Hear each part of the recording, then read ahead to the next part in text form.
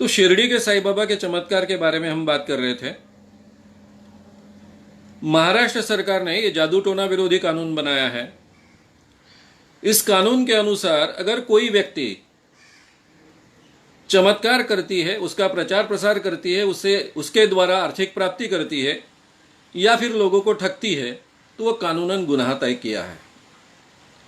इसके लिए शिक्षा का जो प्रावधान है, कम से कम 6 माह कारावास या फिर 7 साल तक का कारावास और 5,000 से लेकर तो 10,000 रुपये, 5,000 रुपये से लेकर तो 50,000 रुपये तक का जुर्माना, इस ढंग का प्रावधान ऑलरेडी इस कानून में है।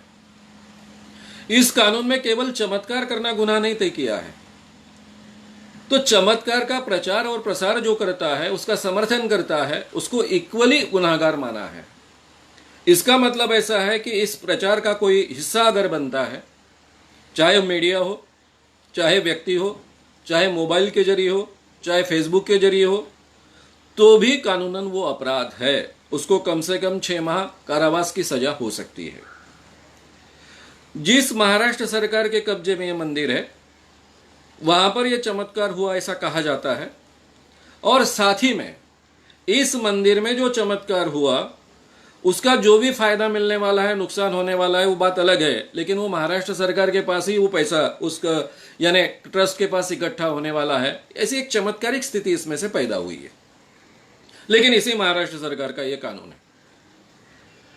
चाहे महाराष्ट्र सरकार के एरिया में यानी पूरे महाराष्ट्र में अगर कोई इस ढंग का प्रचार प्रसार करता है तो कानूनन अपराध है। एक लीगल बात मैंने आपके सामने रखी।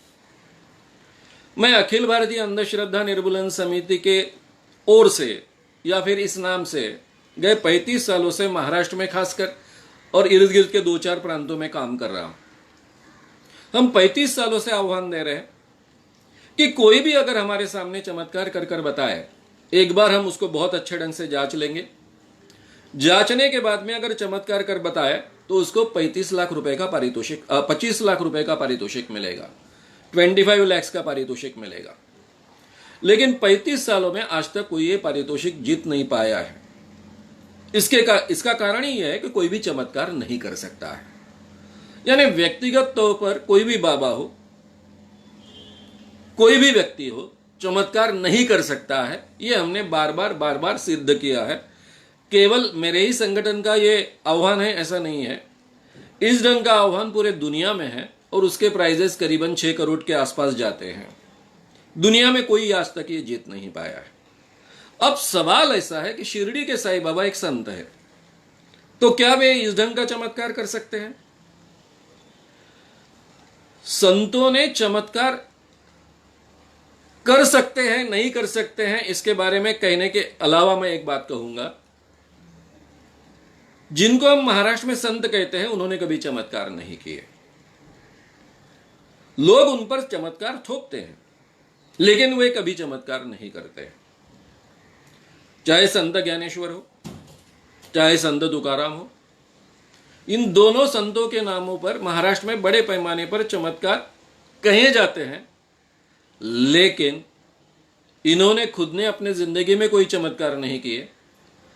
उल्टे उनके जो अभंग है, दोहे हैं, ओवी है, वो इसके खिलाफ है। इसके बारे में बहुत विस्तार से मैं हमेशा बोलते आया हूं।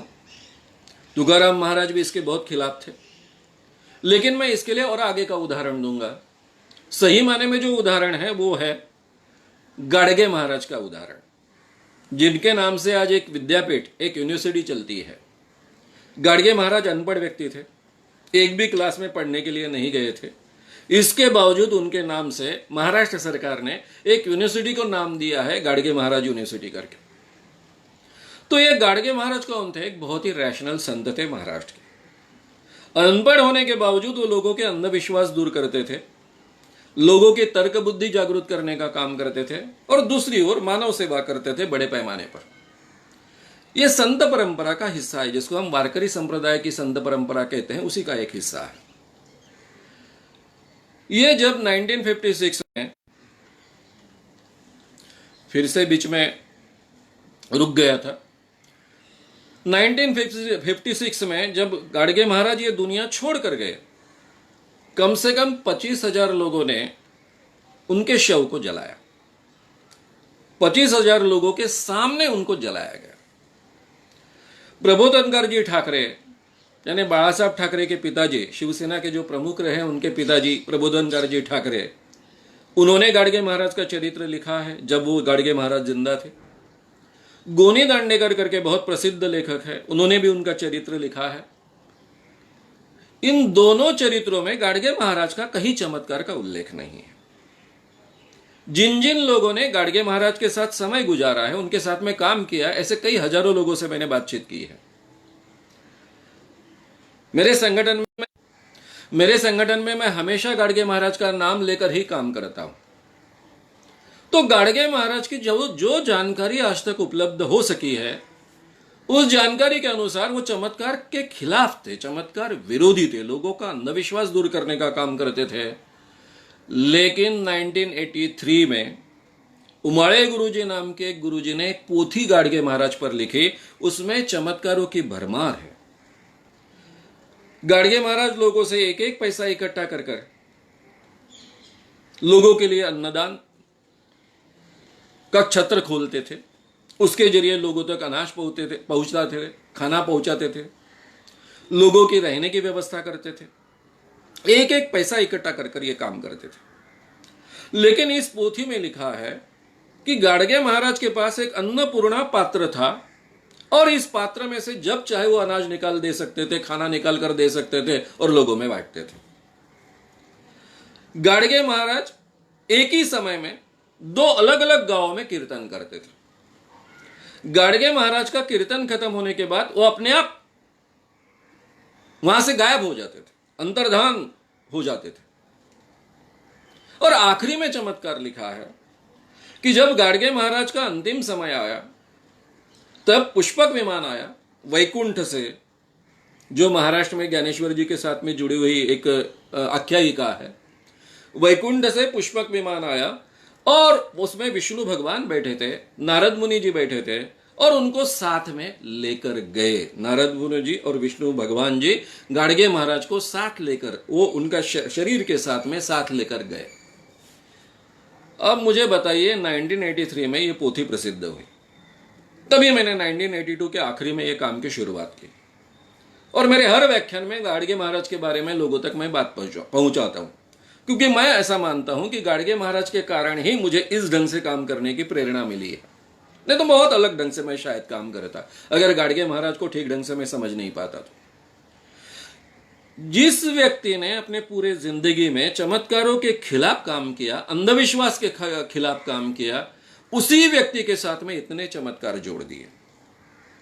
अगर मेरी मूवमेंट बहुत ताकतवर नहीं होती, गांव-गांव हम लोगों तक सही गाडगे महाराज नहीं पहुंचाए होते, तो आज गाडगे महाराज भी एक बहुत चमत्कार वाले एक संत थे। इस ढंग की केवल कल्पनाएं नहीं, पोथी के जरिए ये सत्य ऐसा लोगों को लगता, इस ढंग की बात लोगों तक पहुंच जाती। वो केवल हमारे मूवमेंट के कारण आज गाडगे महाराज के साथ चमत्कार चिपकाने की कोई हिम्मत नहीं करता। अब आप कल्पना कीजिए कि 700 साल पहले के संत ज्ञानेश्वर और 400 साल पहले के संत तुकाराम, इनके बारे में किस ढंग से हमने चमत्कार चिपकाए होंगे। मैंने केवल उदाहरण के तौर पर यह बात आपके सामने रखी। शिरडी के साईं बाबा के बारे में बहुत चमत्कार कहे जाते हैं। मेरे एक मित्र ने शिरडी के साईं बाबा इस विषय पर पीएचडी की, उनसे मेरी बहुत विस्तार से बातचीत हुई थी, बहुत पहले की बात है। उनका कहना था कि ये व्यक्ति लोगों की सेवा करने वाला एक आम आदमी था। धीरे धीरे उनके साथ में, यानी शिरडी के साईं बाबा के साथ में लोग चमत्कार चिपकाते गए और फिर पोथियां बनते गई वगैरह वगैरह वगैरह। आगे का जो हुआ है हुआ। इसमें तो मैं साईं बाबा को कोई दोष नहीं दूंगा, लेकिन उन्होंने सही में चमत्कार किए क्या? सही संत चमत्कार करते हैं क्या? अब इन सवालों का जवाब हमने ढूंढना चाहिए। और मैंने आज तक जो कोशिश की है, उसमें कोई भी इस दुनिया में चमत्कार नहीं कर सकता है। अगर भारत में गांव-गांव में इतने संत हैं जिनको हम संत कहते हैं, हालांकि विनोबा भावे ने संत इसकी बहुत अलग व्याख्या की है, जो समाज को आगे ले जाता है, मानवता की तरफ ले जाता है, उसे संत कहा जाता है। प्रगति की ओर ले जाता है, उसे संत कहा जाता है। ऐसा विनोबा भावे जी ने कहा था। अब विनोबा भावे कौन है, ये शायद आप सवाल उठाएंगे, लेकिन बहुत बड़े व्यक्ति थे, बहुत बड़े समाज सेवी व्यक्ति थे, और लोग उनको भी संत कहते थे, लेकिन उन्होंने कभी एक्सेप्ट नहीं किया संत कर। लेकिन वो एक आध्यात्मिक पुरुष थे और साथ में बहुत बड़े समाज सेवी थे। तो इस ढंग से गांव-गांव में जो बाबा लोग हैं वो भी चमत्कार करने का दावा करते हैं। 35 सालों से हम कई बाबाओं को एक्सपोज करते आए हैं, लेकिन कोई चमत्कार नहीं सिद्ध कर पाया है। साईं बाबा के साथ में जो चमत्कार जोड़े गए वो सब जांचने चाहिए। ये सब लोगों ने कही हुई बातें हैं। लोग बार बार चमत्कार जोड़ते हैं, किसी के भी साथ जोड़ देते हैं। उसके लिए मैंने गाडगे महाराज का उदाहरण आपके सामने रखा है। ऐसे मैं 50 उदाहरण गिना सकता हूं कि जो बाबा जिंदा थे, चमत्कारों के बारे में उनके बारे में लिखा था, उनकी पोथियां थी चमत्कारों की, हमने उनको एक्सपोज किया, कभी भी वो चमत्कार नहीं सिद्ध कर पाए। ऐसे 50 उदाहरण मैं दे सकता हूं आपको। अब रहा सवाल, लोगों को ये जो दिखा चित्र वो क्या हो सकता है। लोगों को ये चित्र दिख सकता है, कुछ लोगों को ये चित्र दिखा, ऐसा उनको लगा। इसमें दोनों बातें हो सकती है। एक तो सही में उनको चित्र दिखा, और दूसरा, एक को चित्र दिखा, वो बोल रहा है कि मुझे यहां साईं बाबा दिख रहे हैं, फिर दूसरा बोलता है मैं भी पुण्यवान हूं, अपने आप को अंदर से बोलता है, और वो भी फिर बहाना बनाता है कि मुझे यहां दिखे, यानी बाकी लोग झूठ बोल रहे हैं। अब मैं यहां ये बात को, जो झूठ बोल रहे हैं उनको छोड़ देता हूं, लेकिन जो सच बोल रहे हैं ये पॉसिबल है कि नहीं? पॉसिबल है, साइकोलॉजिकली ये पॉसिबल है।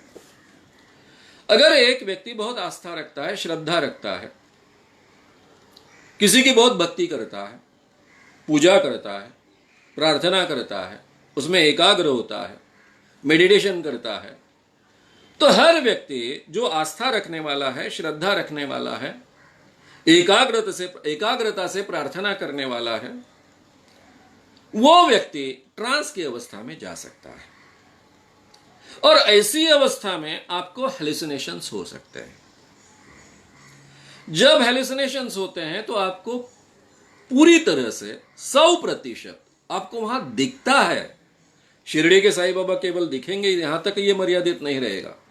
शिरडी के साईं बाबा बात कर रहे हैं, शिरडी के साईं बाबा जी ने हाथ आगे बढ़ाया है, वो भक्त हाथ में हाथ पकड़ कर उसको स्पर्श अनुभव होगा। शिरडी के साईं बाबा ने कुछ तो भी खाने को दिया, उसकी टेस्ट महसूस होगी। 5 इंद्रियों के भ्रम होते हैं। शिरडी के साईं बाबा ने कुछ तो भी अत्तर वत्तर उनके शरीर पर है, तो वो बाज भी उसको आएगी। ये 5 इंद्रियों के अनुभव इतने सच होते हैं हेलुसिनेशन की अवस्था में कि अपना जो दिमाग है, ये जो सबकॉन्शियस माइंड है, वो उसमें फर्क नहीं कर सकता है कि ये सच है या झूठ है, ये भ्रम है हेलुसिनेशन से, या फिर सच्ची मैं देख रहा हूं, सच में मैं देख रहा हूं, इसमें फर्क नहीं कर सकता। इसलिए हजारों सालों से, केवल आज की ये बात नहीं है, हजारों सालों से कई आध्यात्मिक क्षेत्र के लोगों की, जो आस्था रखने वाले लोग हैं, जो धर्म को बहुत मानने वाले लोग हैं, इन प्रक्रियाओं का जो उपयोग करते हैं, ऐसे प्रोसेस का जो बार बार उपयोग करते हैं, प्रार्थना करते हैं, ऐसे लोगों को ऐसे अनुभव आते गए हैं। उन दिनों में जांचने की हमारे पास कोई सिस्टम नहीं थी। पूरा विज्ञान जिस ढंग से विकसित हुआ है आज के जमाने में, उसमें ये जो एक्सपीरियंसेस होते हैं, व्यक्तिगत एक्सपीरियंसेस होते हैं, जिनको हम सब्जेक्टिव एक्सपीरियंस ऐसा कहते हैं, उसको जांचने का एक तरीका तैयार हुआ। हमारे जीवन में जो भी सब्जेक्टिव एक्सपीरियंसेस हमको आते हैं, वो किस ढंग के हैं? अलग अलग ढंग के हो सकते हैं। सही में हम देखते हैं, वो भी हमारा सब्जेक्टिव एक्सपीरियंस होता है। कुछ एक्सपीरियंसेस ऐसे होते हैं कि जो हर एक को उस ढंग के सब्जेक्टिव एक्सपीरियंस आते हैं। कहने का मतलब ऐसा है कि मैं पानी पी रहा हूं, मेरे साथ में 7-8 लोग पानी पी रहे हैं, लेकिन मुझे पानी बहुत मीठा मीठा लग रहा है। इसका कारण कुछ समय पहले मैंने आंवला खाया था। अब आंवला खाने के बाद में अगर आप पानी पीते हो तो आपको पानी मीठा लगेगा। और बाकी 7 लोगों को नॉर्मल वही पानी पी रहे, उनको नहीं लगेगा। हमको मायरेज दिखता है, इंद्रधनुष्य दिखता है, रेनबो। ये इंद्रधनुष्य दिखना, मायरेज दिखना, ये सब हमारे दृष्टि के भ्रम है। हम उसको हेलुसिनेशन नहीं कहते। तो ये सबको मालूम है, लेकिन उस एंगल से आप खड़े रहेंगे तो ही आपको मैरिज दिखेगा, मृगजल जिसको कहते हैं। उस एंगल में आप खड़े होगे तो ही आपको इंद्रधनुष दिखेगा। आपने आंवला खाया होगा तो ही आपको पानी की टेस्ट मीठी लगेगी, अदरवाइज नहीं लगेगी।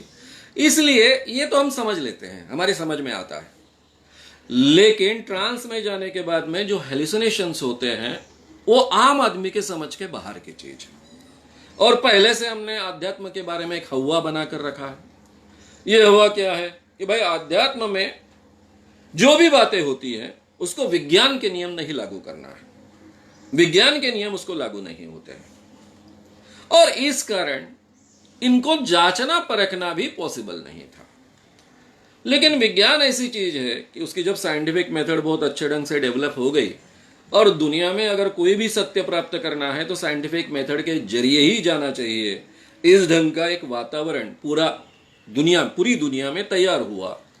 सत्य खोजने का एकमात्र तरीका साइंटिफिक मेथड है। यहां तक जब दुनिया पहुंची, ज्ञान वाली दुनिया पहुंची, जिसको हम विज्ञान कहते हैं आज के जमाने में, तब हर चीज को ये जांचने का तरीका उपयोग में लाया जाने लगा। और तब हमारे ध्यान में आया कि ये सब्जेक्टिव जो एक्सपीरियंसेस होते हैं वो उस व्यक्ति के लिए सही होते हैं, लेकिन वो हेलुसिनेशंस होते हैं, भ्रम होते हैं। समवन में ये सब चीजें हम देख सकते हैं। मैंने कई स्टेज प्रोग्राम्स के जरिए लोगों को ये बातें समझाई है कि भाई आप एक जगह पर हो और सामने आपको करीना कपूर दिख रही है। 100% करीना कपूर डीप ट्रांस में जो व्यक्ति जाता है उसको दिख सकती है सजेशन देने के बाद में, लेकिन वो वहां नहीं होती है, वो केवल उस व्यक्ति को दिखती है। तो इसलिए विज्ञान में, साइकोलॉजी में ये सब्जेक्टिव एक्सपीरियंस को अलग ढंग से डिफाइन किया है कि जिस सब्जेक्टिव एक्सपीरियंस का अस्तित्व उसके बिना नहीं है, यानी उस व्यक्ति के बिना नहीं है, उसको भ्रम माना गया है, उसको सब्जेक्टिव एक्सपीरियंस कहा गया है। लेकिन मेरे सामने अगर टीवी है तो मुझे भी टीवी दिखता है, जो जो वहां जाएगा उसको 100 लोगों को टीवी दिखेगा। अगर मेरे सामने कोई व्यक्ति है, मुझे भी दिखती है, वहां 100 आदमी है, उनको भी व्यक्ति दिखती है, और फिर हम 100 लोग नहीं रहे फिर भी वो व्यक्ति वहां रहती है, टीवी वहां रहता है, तो इसको कहते हैं ऑब्जेक्टिव एक्सपीरियंस। यानी कहने का मतलब ऐसा है कि जिस अनुभव और अनुभूति, इस क्षेत्र में अनुभूति शब्द उपयोग हमेशा लाया जाता है, जिस अनुभूति का, अनुभव का अस्तित्व व्यक्ति के बिना भी है उसको हम ऑब्जेक्टिव एक्सपीरियंस कहते हैं। और जिस व्यक्ति का अनुभव या अनुभूति उस व्यक्ति के बिना अस्तित्व में नहीं है उसको हम भ्रम कहते हैं। सब्जेक्टिव एक्सपीरियंस का ये क्षेत्र है। तो ऐसे भ्रम लोगों को हो सकते हैं उनकी श्रद्धा के कारण, आस्था के कारण।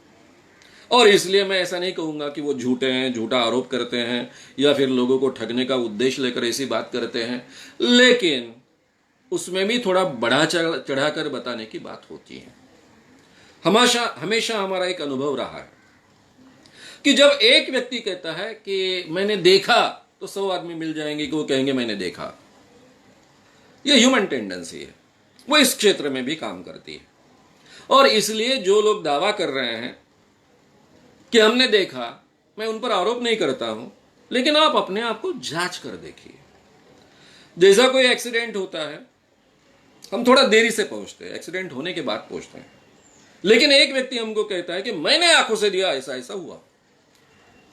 जब भी हम लोगों को बात कहते थे, ऐसा नहीं कहते कि हम वहां देरी से पहुंचे। जिस व्यक्ति ने हमको रिपोर्ट किया है उस व्यक्ति के बजाय हम लोगों से कहते, तो इसका मतलब ऐसा है कि यह ह्यूमन टेंडेंसी है। क्या ह्यूमन टेंडेंसी है? कि थोड़ा सा बढ़ा चढ़ाकर बताने की हमारी आदत। इसको भी थोड़ा सा नलिफाई करना चाहिए। ये जांच के दौरान कितने लोगों को सही माने में ऐसे भ्रम हुए ये हम समझ सकते हैं थोड़ा बारीकी से, जैसा पुलिस इन्वेस्टिगेशन करती है उस ढंग से इन लोगों से अगर बातचीत की जाए तो कितना सच है कितना नहीं सच है ये हमारे ध्यान में आएगा। ये चमत्कार की बात इतनी बार बार फैलती है कि मुझे लगता है इससे भी बड़ी अफवाह जो फैली थी और बहुत महत्व की है, इसलिए मैं यहां उल्लेख कर रहा हूं उसका। 21 सितंबर 1995 की ये बात है। पूरे मुंबई में, मैं मुंबई में रहता हूं, पूरे मुंबई में गणपति दूध पीने लग गए।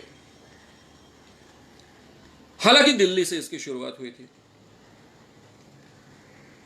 उन दिनों पहले हम लोग जो फोन से बात करते थे, हमको ट्रंक कॉल लगाना पड़ता था। अगर बाहर गांव का व्यक्ति है तो रुकना पड़ता था, कुछ समय बाद ट्रंक कॉल लगता था। ये जब गणपति का किस्सा हुआ तब तक एसटीडी आ चुके थे। हमारे घर से तुरंत हम कहीं भी फोन लगा सकते थे। मैं बहुत लंबे टूर से घर में आया, सुबह सुबह पहुंचा था, सो गया 6 बजे। सबसे पहले मुझे दिल्ली के कुछ टीवी से फोन आने लग गए, मानो साहब आपको दिल्ली आना है, ऐसा ऐसा गणपति दूध पीने लग गया है, कल रात से पी रहा है। अब मेरे लिए तो संभव नहीं था, बहुत ड्राइविंग कर आया था। मैंने उनसे कहा कि दिल्ली वगैरह आना, जाऊँ अभी एयरपोर्ट जाऊँ, फिर पकड़ूँ एरोप्लेन पकड़ के दिल्ली आ जाऊँ, इन सब के लिए नहीं, अब पॉसिबल नहीं है। फिर मैं सो गया।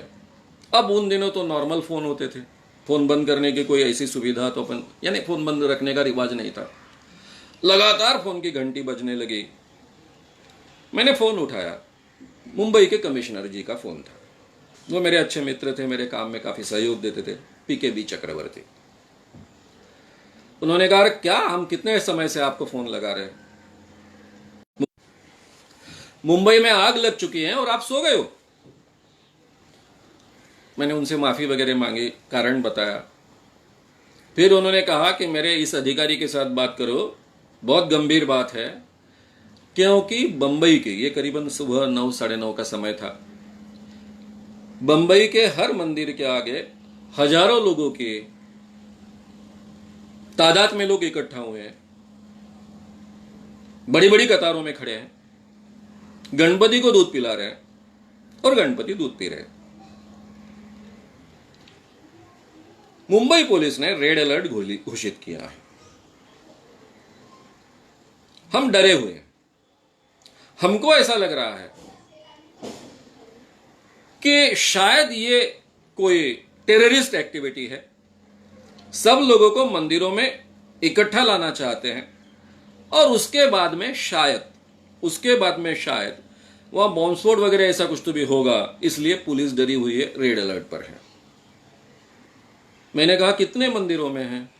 उन्होंने कहा हमारे अधिकारी से बात कीजिए। फिर उन्होंने अपने अधिकारी जी को फ़ोन ट्रांसफ़र किया और उनके साथ में मेरी बातचीत शुरू हो गई। मेरा पहला सवाल था कि कितने मंदिरों में ये इस ढंग का प्रकार हो रहा है।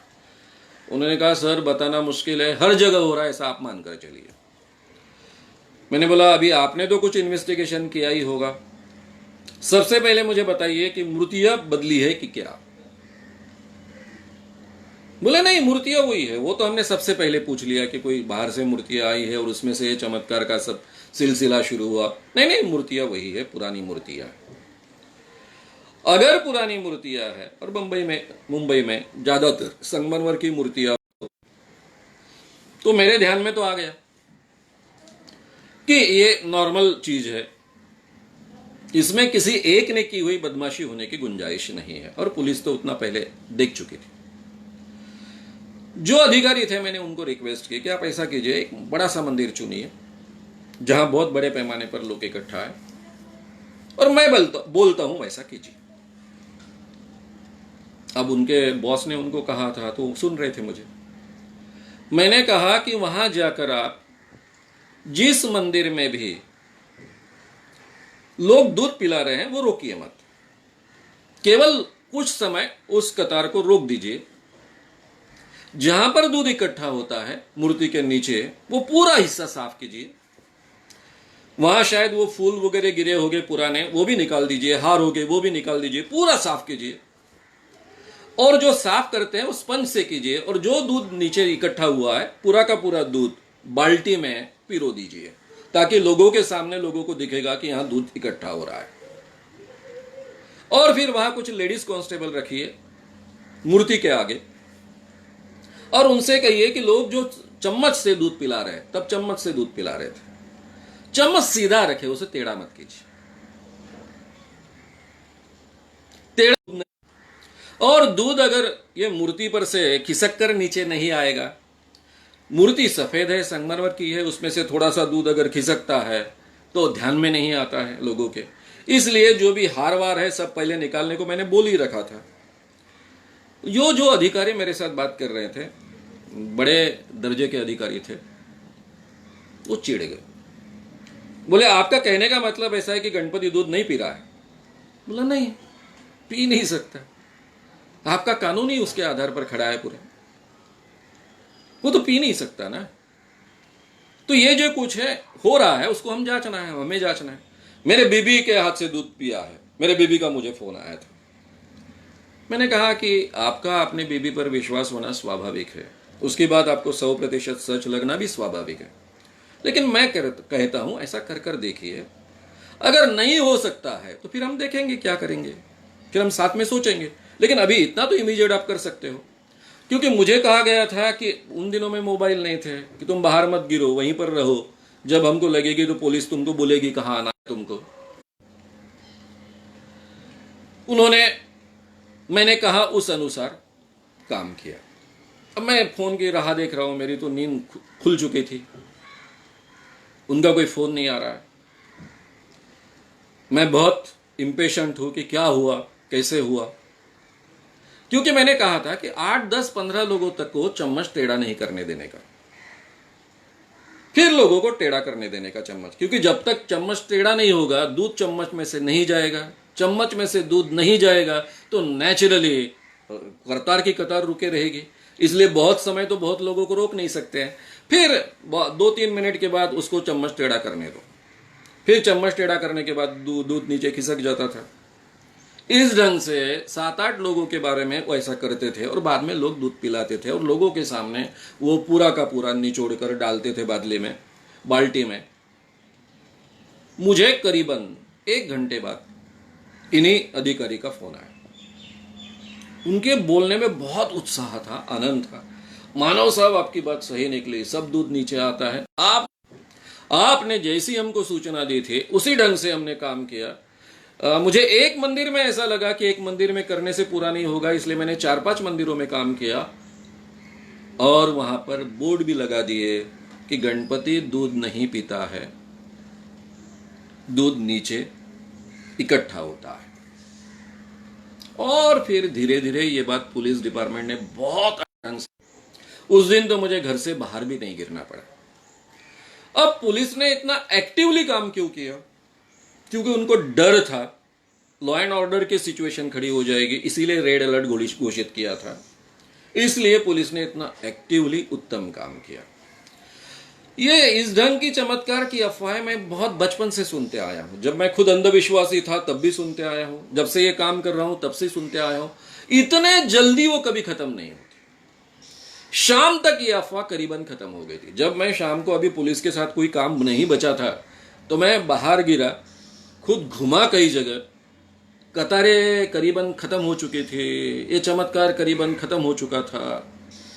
अब इसमें जो जो कारण बताए गए थे वो सब कारण झूठे थे। ये एक्शन होती है, कैपिलरी एक्शन होती है, तमुक होता है, कोई मतलब नहीं था। सीधा सीधा लोग चम्मच में दूध लेते थे, उसको टेढ़ा करते थे, दूध गणपति के मुंह से लेकर तो नीचे ऐसा खिसक कर नीचे आता था, नीचे इकट्ठा होता था। इतनी ही फैक्ट थी। फिर दिक्कत खड़ी हुई। तब तो शाम के न्यूज में आया कि वहां हमारे जो मुख्यमंत्री है तब के, जोशी जी, मनोहर जोशी जी, वो कह रहे हैं कि गणपति दूध पिया, मेरे घर में दूध पिया है। अब बवाल मचा उसके कारण। पुलिस अधिकारियों के मुझे फोन आने लग गए। तब गोपीनाथ जी मुंडे के साथ में मेरा पर्सनल परिचय नहीं था, वो गृह मंत्री थे। मैंने पुलिस को रिक्वेस्ट की कि सही मायने में काम तो आपने किया, आपका स्पष्टीकरण ये गृह मंत्रालय से आना चाहिए। मैं कहूंगा तो भी लोग क्या कहेंगे कि मानव साहब तो क्या अंधविश्वास के खिलाफ काम करने वाले, वैसे बोलने वाले। लेकिन काम पुलिस डिपार्टमेंट ने किया है पूरी तरह से। मुंबई से ही नहीं, पूरे देश से चमत्कार रोकने का काम मुंबई पुलिस ने किया है। तो गृह मंत्रालय की ओर से यह स्पष्टीकरण आना चाहिए। और मेरी इच्छा पूरी हुई। कुछ ही समय बाद तब के गृह मंत्री गोपीनाथ जी मुंडे, इनका स्पष्टीकरण आया कि हमारे पुलिस ने ऐसा ऐसा काम किया और ऐसा कुछ होता नहीं है, दूध नीचे इकट्ठा होता है। अब शायद ये बात काफी लोगों को मालूम नहीं है, इसलिए मैंने विस्तार से ये बात आपके सामने रखी। इससे बड़ा और चमत्कार कुछ आज तक भारत में नहीं हुआ। तो ये चमत्कार नाम की कोई चीज होती नहीं है। उसके पीछे जो कारण है उसको हमने ढूंढने चाहिए। चमत्कार करने की संभावना हमारे दिल में और दिमाग में बचपन से बैठी हुई है, संस्कारों के कारण आई है। इसलिए हम खुद चमत्कार ढूंढना चाहते हैं। जहां भी हमको आभास हो कि यहां चमत्कार है, तो हम खुद उसको चमत्कार मानने के लिए इमीडिएट तैयार होते हैं, उसको लेबल कर देते हैं। मैं आपसे यही रिक्वेस्ट करूंगा, शिरडी के साईं बाबा हो, कोई भी हो, कोई भी इस दुनिया में चमत्कार नहीं करते हैं। ना ही किसी व्यक्ति में चमत्कार करने का सामर्थ्य होता है। अगर भारत में इतने चमत्कार करने वाले लोग थे, फिर भी दुनिया में हम गरीब देश क्यों सरकार को और बाकी लोगों को इतनी मेहनत कर कर देश की प्रगति करनी पड़ती है? वैज्ञानिकों को, डॉक्टरों से लेकर हर एक को इतनी मेहनत करनी पड़ती है। इतने बड़े बड़े चमत्कार करने वाले लोग हमारे अगर देश में हैं, तो उनके जरिए हर प्रॉब्लम को हम सॉल्व कर लेते हैं। ये छोटे मोटे चमत्कार करते हैं। हमेशा याद रखिए कि सत्य साईं बाबा हो चाहे कोई भी हो, वे वही चमत्कार कर सकते हैं जो शरीर पर छुपाए जा सकते हैं। आपने कभी सुना, कई गवर्नमेंट के कई बड़े बड़े मंत्री, उनके सदस्य भक्त रह चुके हैं। शंकरराव जी चौहान गृह मंत्री थे, नरसिंह राव जी पंत प्रधान थे, कई लोग उनके भक्त रह चुके हैं। अटल बिहारी वाजपेयी भी उनके चरणों पर माथा टेकने गए थे। अब्दुल जी कलाम राष्ट्रपति बनने के बाद सबसे पहले उनके चरणों पर माथा टेकने के लिए गए थे, और वो उनको सोने की अंगूठियां और चेन निकाल कर बताते थे। तो ये सब जो चमत्कार किए जाते हैं, ये सब के सब चमत्कार करने का सामर्थ्य उनमें नहीं है। ये केवल जादू के प्रयोग है। अब ये जादू के प्रयोग कर कर लोगों को ठगने का काम कुछ करते हैं। कुछ लोग लोगों को नहीं ठगते हैं। मैं ऐसा नहीं कहूंगा कि शिरडी के साईं बाबा ने कभी लोगों को ठगा। जहां तक मेरी जानकारी है, वो लोगों के लिए अच्छा काम करने वाली एक व्यक्ति हो सकती है, इसके अलावा और कुछ नहीं। लेकिन उनके साथ में चमत्कार जोड़ दिए। और इसीलिए मैंने आपको उदाहरण दिया गाडगे महाराज का, जो आज का उदाहरण है, अभी का उदाहरण है। उनके बारे में, वो जिंदा थे तब उनके बारे में चरित्र लिखा गया, उसमें कहीं भी चमत्कार का उल्लेख नहीं। प्रबोधनकार ठाकरे, बाळा साहब ठाकरे के पिताजी बहुत विद्वान गृहस्थ माने जाते थे महाराष्ट्र में, उन्होंने लिखा हुआ चरित्र है। इसके बावजूद उन पर चमत्कार थोपे जाते हैं। उनका मंदिर बनता है। उन्होंने अपने जिंदगी में कभी मंदिर नहीं बनाया, लेकिन गाडगे महाराज का मंदिर बनता है। अब वो तो हमारे पहले बन चुका, हम कुछ कर नहीं सकते थे उसके बारे में। तो ये संतों का सही माने में अपमान है। कोई संत चमत्कार है। अब रहा सवाल, ये चमत्कार कैसे होते हैं? थोड़ा आधा मिनट का समय मुझे दीजिए, मैं आधे मिनट में वापिस आ रहा हूं और ये चमत्कार कैसे होते हैं ये भी आपको बता।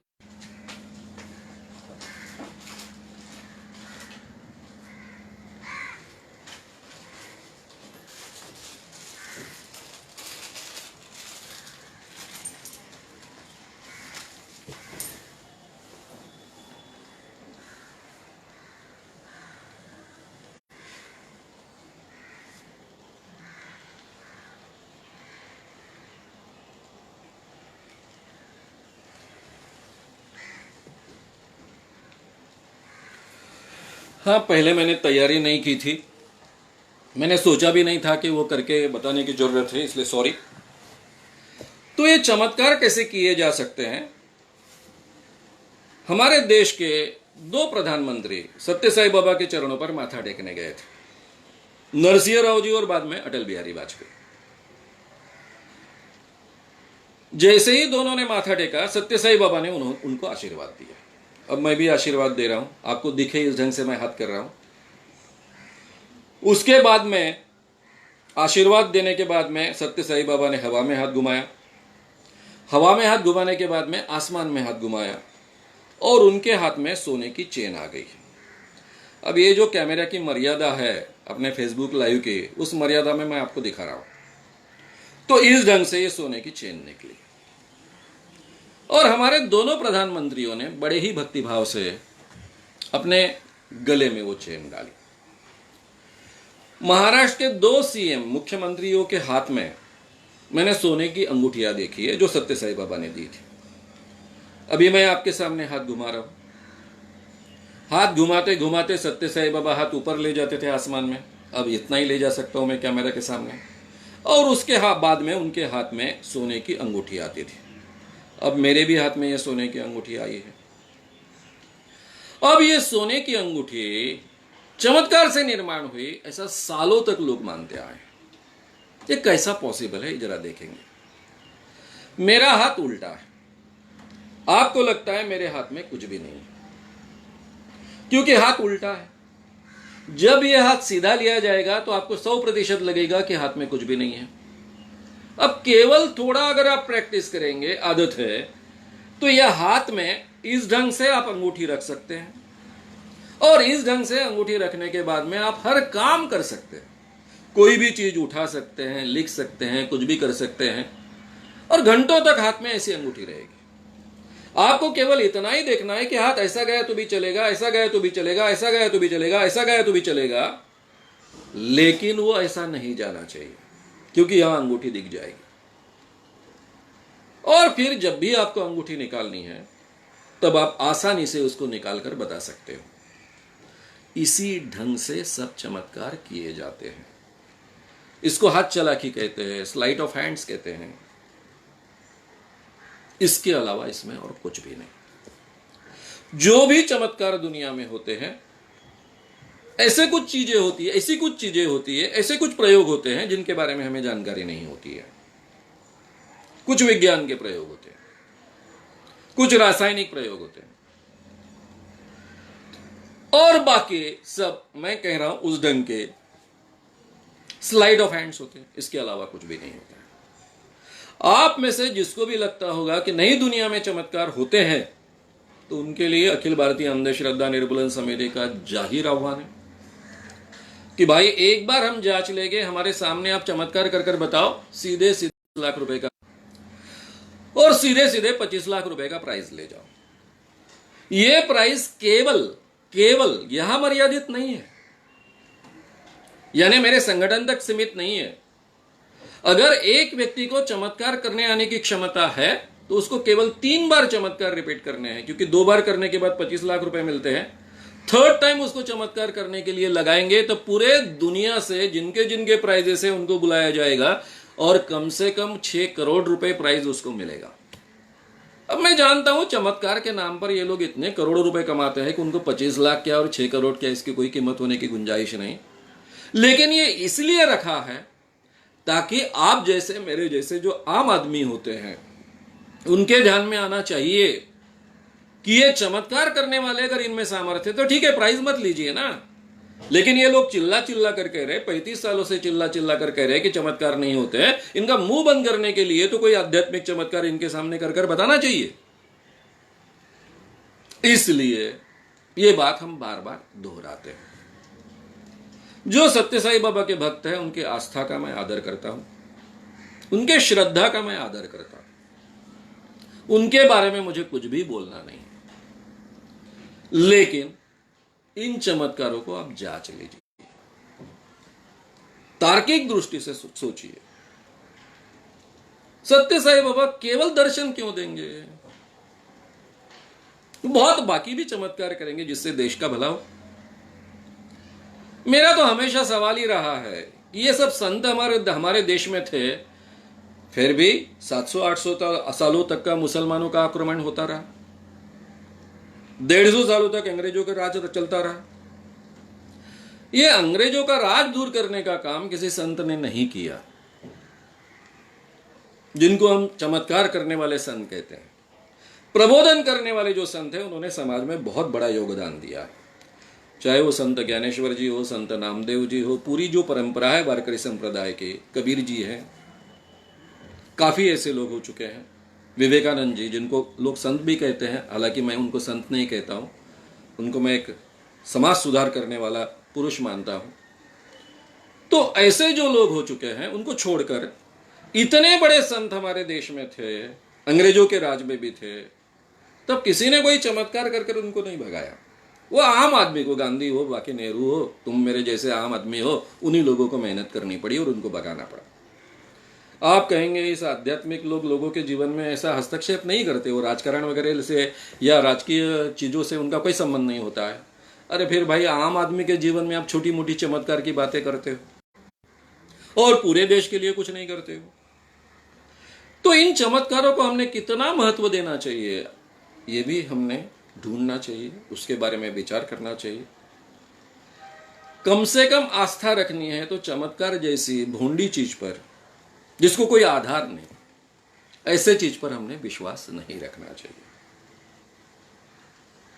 अपने आस्थाओं की मर्यादाएं, अपने श्रद्धा की मर्यादाएं हमने समझ लेनी चाहिए, वो अपने तक सीमित रखना चाहिए। यही मेरी आपसे रिक्वेस्ट है। इसके बावजूद अगर आपको लगता है कि चमत्कार इस दुनिया में होते हैं, कुछ आध्यात्मिक पुरुष करते हैं, तो प्लीज उनको हमारे सामने हाजिर कीजिए। हमारे ही प्रयासों के कारण महाराष्ट्र में जादू टोना विरोधी कानून बना है, जिसमें चमत्कार करना भी गुनाह है और चमत्कार का प्रचार प्रसार करना और उसका समर्थन करना भी गुनाह है। 6 माह से लेकर तो 7 सालों तक का कारावास उसके लिए हो सकता है। अब केवल मैं कहता हूं, मेरा संगठन कहता है, नरेंद्र दाभोलकर जी का संगठन कहता है, यहां तक ये बात मर्यादित नहीं है। तो ये कानून भी बन चुका है। तो थोड़ा आप सोचिए, समझिए। अगर कुछ सवाल आपके दिमाग में तैयार होते हैं तो काफी मेरे व्याख्यान इस विषय पर, संत और चमत्कार इस विषय पर भी मराठी में व्याख्यान उपलब्ध है। अभी हिंदी में मैं धीरे धीरे आपसे बातचीत कर ही रहा हूं। ये सब बातें आपके सामने आएगी। आपने सुना, इसलिए बहुत बहुत धन्यवाद। आपके कुछ सुझाव हो तो उसका डेफिनेटली स्वागत है। बहुत बहुत धन्यवाद।